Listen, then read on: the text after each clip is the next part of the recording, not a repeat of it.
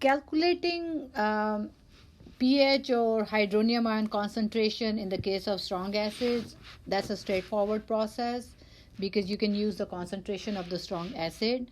But what about the weak acids? Because weak acid ionization um, is not 100%, it's in equilibrium. So so we have to first write down the equilibrium constant expression. So for this one, what will be the K is the equilibrium constant, and I'm using the letter A because I'm talking about the equilibrium constant of an acid. It is also known as acid ionization constant, which is concentration of products divided by concentration of reactants. And in reactants, I can just take this. I cannot take water. Water is a liquid, and the concentration of the liquid does not change much. And what is this known as? Acid ionization constant. We put A only if it's an acid. Similarly, if you have a weak base, that's also weak base ionization is also an equilibrium. So such as the ionization of ammonia, because ammonia is a weak base. And for writing the equilibrium constant expression for the base, we use Kb. B stands for base. Again, concentration of products divided by concentration of reactants. Ignore water, it's a liquid. And that is the base ionization constant. What is this? Base ionization constant. This Ka and Kb values we can use to compare the strength of different weak acids or bases. So let me take one example here. For example, if I take acetic acid, which is here, and reaction is in equilibrium, and you measure the Ka value, it is 1.8 times 10 to the negative fifth. And let's take any other acid. Let's take formic acid. Formic acid is basically, this is known as formic acid, and its pK is 1.7 times 10 to the negative fourth. So out of these two Ka values, which value is the higher value? This is the higher value.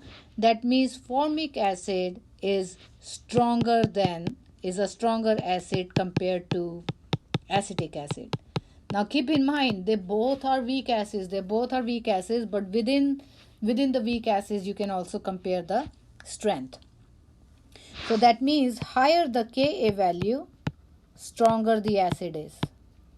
I should say stronger the weak acid is. You can do the same thing with Kb. Higher the Kb value, stronger the base is. And I like to say stronger the weak base is. These values, again, if you look at these values, they are not as easy to remember or write it down as compared to pK. Now, what we did, pH is negative log of H3O plus. pOH is negative log of OH negative. What we are doing, basically P represents negative log. Similarly, pK is a scale for Ka, negative log of Ka. Now, since you put the negative sign on the front, that means we said, okay, larger the Ka value, stronger the acid is.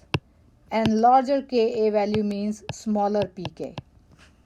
So that means smaller the pK value, stronger the acid is. Because with pK and K relation, there is a negative sign. So this is very important. By looking at the Ka values or pK values, we can compare the strength of weak acids or weak bases. Now, the question is how to find out the pH of a weak acid.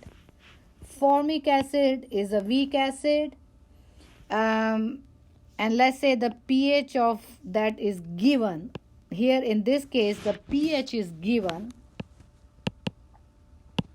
and what do we have to find out? The Ka value for the formic acid. Anytime you have weak acid or weak base, it's an equilibrium, you have to make the ice table. And I hope you still remember your ice table. So the pH of a 0.10 molar solution of formic acid at 25 degrees Celsius is 2.38. Calculate Ka for formic acid. So let's first set up the ice table. And again, what we're going to assume that in the starting, we have 0.10 molar formic acid with no products. Then what we're going to do, let's say when we say the dissociation starts, let's say X moles of HA are consumed, and if X moles are consumed, since the ratio is 1:1:1, X moles are produced. At equilibrium, how much formic acid is left? This much here, and how much here? X and X. Now, what is the formula for hydronium ion concentration? Formula is 10 to the negative pH. What is the hydronium ion concentration at equilibrium? X. That means X is equal to 10 to the negative pH, means 10 to the negative 2.38. And if you're going to solve 10 to the power negative 2.38,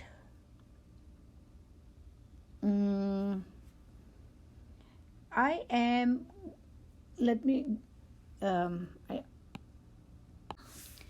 10 to the negative 2.38 is 4.2 times 10 to the negative third. Now, I know the value of X. I know the value of this X2, 4.2 times 10 to the negative third. And what will be this value? It will be 0.10 minus 4.2 times 10 to the negative third, and that will be 0.0958, and I can round it 0.0958 to 0.10. So that means dissociation was so small that it can be neglected. Now if I have to calculate Ka, it is the concentration of products with X times X divided by the concentration of reactant. I know these values, X values were these,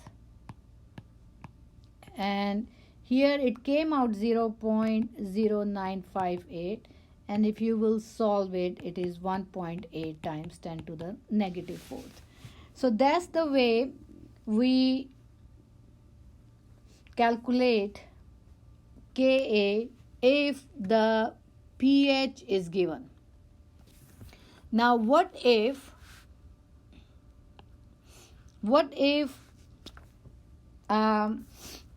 Ka is given and you have to find the pH? How do you do that? So in this one,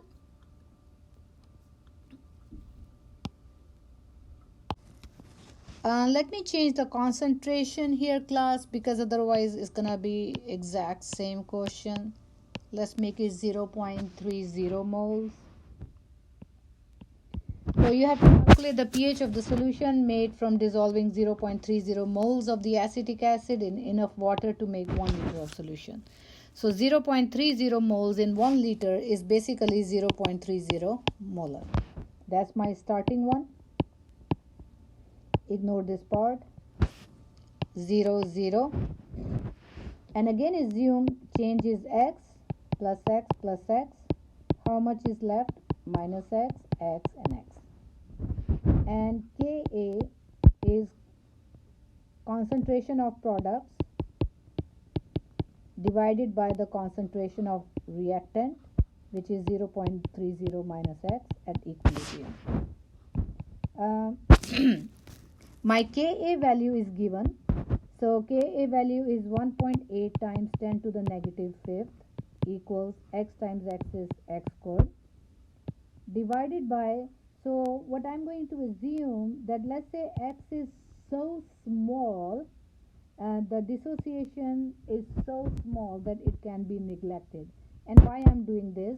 To avoid the quadratic equation. So I did that. But I have to, eventually I have to prove it whether I can take this assumption or not. So how will I do calculate x squared? It will be multiplied by 0.30 on both sides, cancelled out.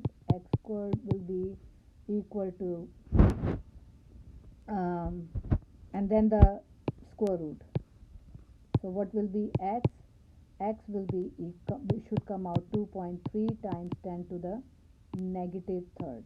That is x, which is the concentration of hydronium ion at equilibrium. So now what is pH? That will be negative log of x, which will be negative log of 2.3 times 10 to the negative third, and that will come out your answer as 2.64. Now this is whether we can have this assumption or not.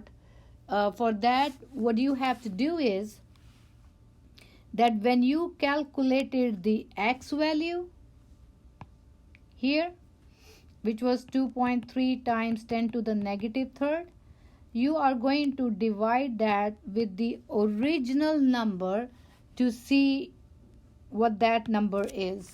And let me see if I have the calculator, a working calculator. 2.3 times 3 divided by 0.3 times 100. It's coming out 0.8%, which is nothing.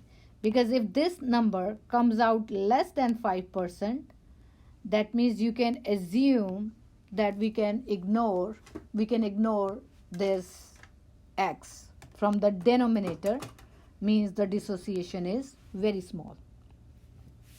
What about the weak bases? We can do the same thing with the weak bases. You have to make the ice table.